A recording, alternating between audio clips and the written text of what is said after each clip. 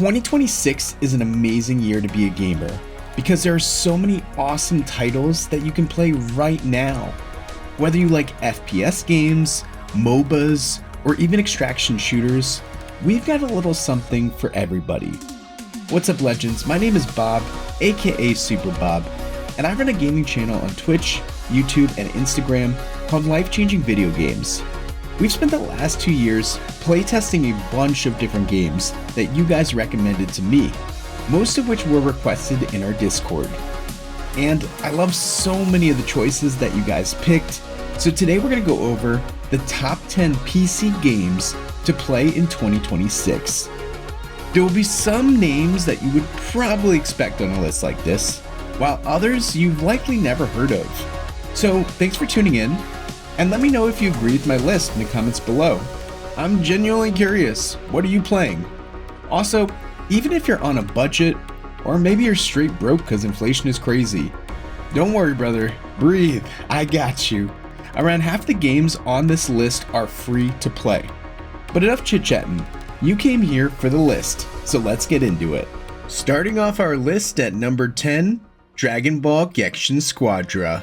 How is this game free to play? It's so good! Have you guys heard of Dragon Ball Gekishin Squdra? For anyone who is a fan of Dragon Ball Z or Dragon Ball Super, this game is such a treat. It's a 4v4 MOBA style game created by Japanese developer Ganbarian and published by Bandai Namco. You'll start by picking one of 3 roles: DPS, tank, or technical. Normally the tank goes bottom with one of the DPSs, and the tactic hero goes top with the other DPS. To clutch victory, you'll have to get through all the enemy towers or Gods of Destruction. There are 2 Gods of Destruction top and 2 bottom. After destroying these Gods of Destruction, you'll be able to break through to the shell that contains the other team's Dragon Ball and steal it to secure the win. One of the coolest things about the game is the transformations. My main character at the moment is Super Saiyan 3 Son Goku, who transforms at level 7. After upgrading, all of your abilities will be buffed, which makes Goku's Super Kamehameha even deadlier.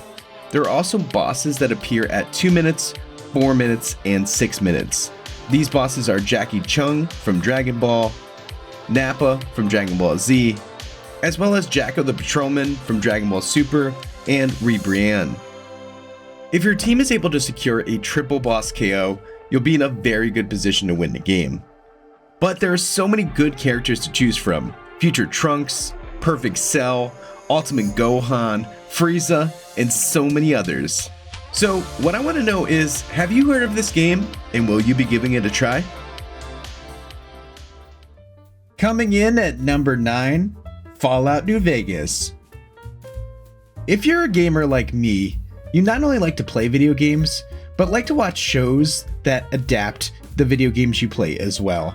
And with the 2nd season of Fallout finally arriving on Amazon Prime, now is the perfect time to come back to this amazing video game series, especially Fallout New Vegas, which might be my favorite story of the entire Fallout franchise. The 2nd season really dives into the world of the New Vegas region and the Mojave Wasteland, and there are some really fun surprises, like seeing Macaulay Culkin make his triumphant return as a member of Caesar's Legion. Jumping back into the game, I had a really strong appreciation for the work that co-creators Jonathan Nolan and Lisa Joy did alongside Bethesda Studios when creating this project. You run into so many different factions across the Mojave Wasteland. You see the savagery of Caesar's Legion, the kindness of Good Springs. You take on a tribe of super mutants at the Black Mountain. You come face to face with Robert House, slay rad scorpions, and visit R.E.P.O Industries. You even go on an epic revenge plot to find the guy who shot you in the head in the beginning of the game. And, should you choose, you can even take over the entire New Vegas Strip. All the games are definitely worth playing in Fallout, but I think with Season 2 just launching, New Vegas has a lot of little details that you can appreciate. Coming in at number 8, Battlefield 6. There's a lot of shooter games out there these days. You've got your Call of Duties, your Valorants, your Fragpunks, you get the picture. But what makes EA's Battlefield 6 so unique is the ability to cause all sorts of havoc in a bunch of different machines. There are tanks, choppers, and so many other vehicles. Plus, if you're less combat focused, you can play as a medic, which is a nice breath of fresh air for the FPS genre. There are different classes, each with their own unique set of skills for various situations. There's also some really interesting environmental damage built into the game, and overall, it's a blast. However, the reason it's number 9 and not higher on the list is the price tag. The game is a bit expensing at a whopping $69. Now, that's definitely not the craziest prices that we've ever seen, but it's also by no means cheap for the average consumer, especially with inflation. The weapons are really cool, the gameplay is smooth, and overall, I think you'll have a really fun time with the game if you like FPS games. Bursting into number 7, Spellcaster Chronicles. This game caught me by surprise. I hadn't heard of it a few weeks ago, and now I'm deep into it.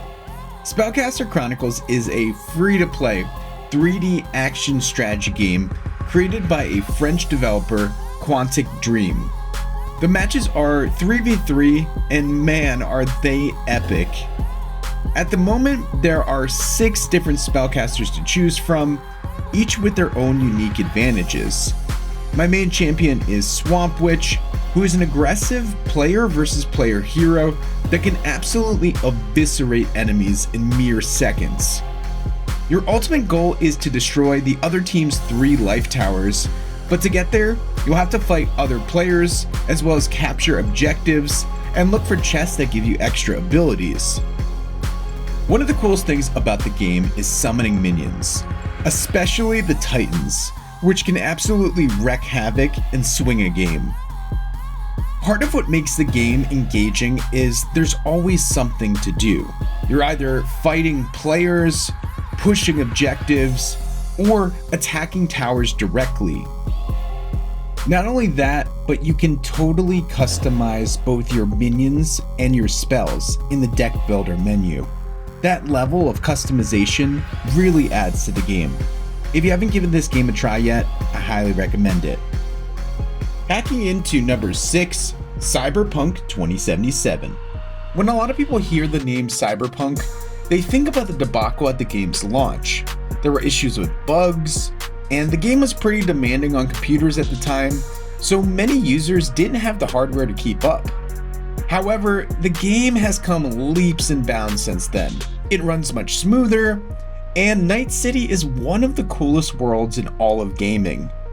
So many of the city's denizens have changed their bodies with cybernetic enhancements, while others go full-on cyborg.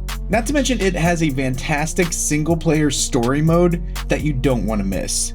The Street Kids storyline features Keanu Reeves as Johnny Silverhand, a rockstar turned rebel or domestic terrorist, depending on how you see it.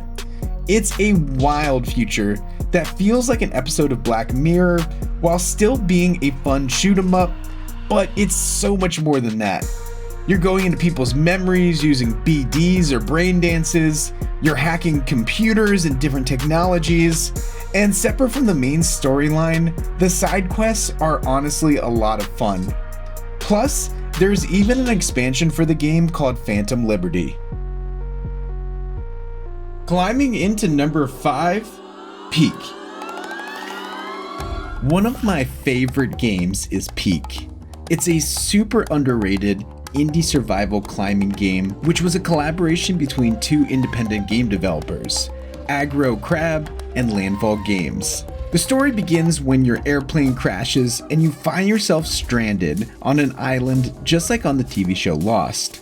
To win, you'll need to escape the island, which means ascending 5 different levels or biomes, each with different obstacles that you'll have to overcome. Level 1 is the shore. You can think of it like a bunny hill, but a bunny hill you can still very much die from. Level 2 cycles between tropics, a rainforest style map where you'll swing around like Tarzan, and a more recently released map called Roots, which feels like climbing across the towering trees of the Redwood National Forest.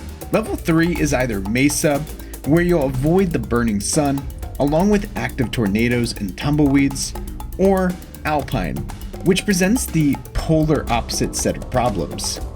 The cold winds can chill your character, forcing them to pass out, and if you're not careful, it can even kill you. Level 4 is Caldera, and this is one spicy meatball. You'll need to jump from one rock formation to another, all while avoiding active lava, turning structures into heaping flames.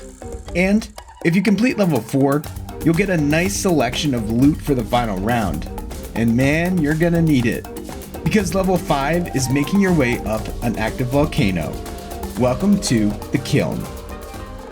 Coming in at number 4, R.E.P.O. R.E.P.O is a first-person horror extraction game where you'll start as a defenseless little robot, scavenging for valuables during the first few levels while avoiding killer monsters across various maps. However, you can quickly turn the tables and start fighting back by purchasing weapons at the service station in between levels. I actually made a whole video on how to fight the monsters in R.E.P.O, so I'm gonna pin that up above, but the game is both heart-pumping and also such a laugh. If you haven't played R.E.P.O in a while, now is the perfect time to come back. Last October, they added 10 new monsters, a bunch of new items in the shop, and even crazy new valuables like this giant finger, so the game feels really fresh. Plus, there are a bunch of new updates on the way. In the near future, we are going to see vehicles and all sorts of crazy new stuff. Unlike the more serious tone of games like Lethal Company, this game definitely is more goofy and has a more memey vibe to it. And even though I've put a bunch of hours into this game, it always still leads to some really epic extraction adventures. I highly recommend it. It's only $10, probably $5 during a Steam sale, and trust me, it is well worth the investment. Blasting into number 3, the finals. You've never played an FPS like this.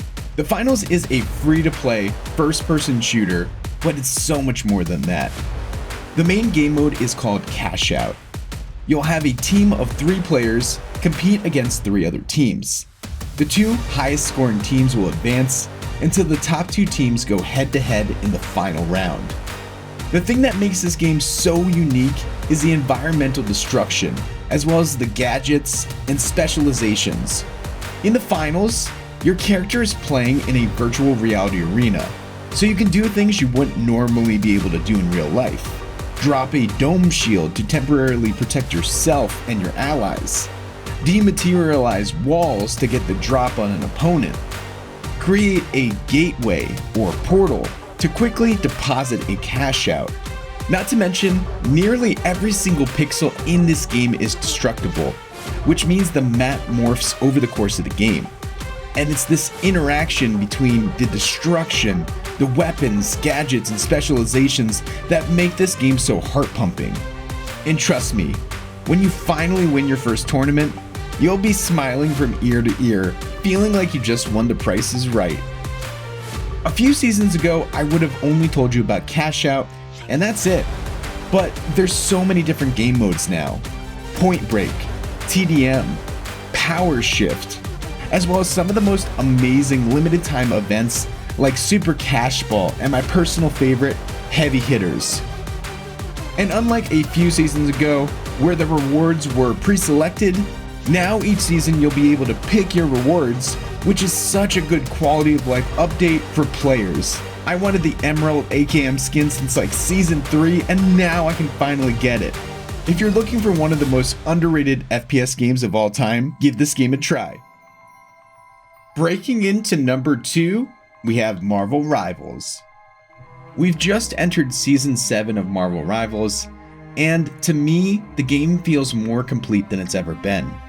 We've seen the addition of so many new characters, Rogue and Gambit, the Fantastic Four, and honestly, I think the game is in a really good place right now.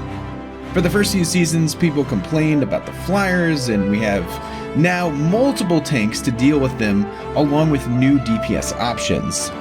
Plus, the team-ups are always changing, which I think keeps the game really fresh. In case you've been living under a rock and haven't heard of the phenomenon that is Marvel Rivals, it's a 6v6 game created by Chinese developer NetEase. When the game first launched, it was a bit controversial. Critics of the game called it a third-person Overwatch, but honestly, it's so much more. Even if you're not a sweat who enjoys getting their soul crushed in ranked like me, don't worry. Rivals made a great move last November when they released Marvel Zombies, and they plan on releasing a bunch more game modes based on the Avengers saga. NetEase releasing new player versus environment game modes is a really smart move.